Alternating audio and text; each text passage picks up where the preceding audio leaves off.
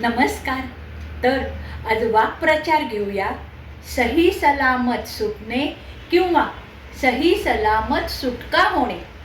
अर्थ अगदी सोपा आहे.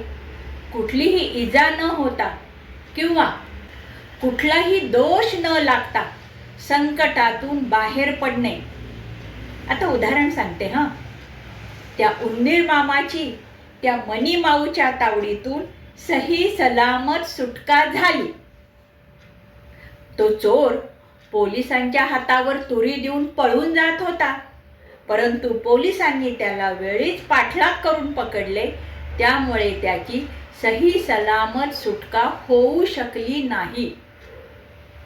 स्वामी समर्थांवर माझी एवढी श्रद्धा आहे की कुठल्याही संकटातून अडचणीतून स्वामी माझी सही सलामत सुटका करतील एवढी मला खात्री आहे. मंडळी, तुम्हालाही उदाहरणं आवडली असतील तर लाईक, शेअर, सबस्क्राईब करा आणि हो, कॉमेंट करायला विसरू नका.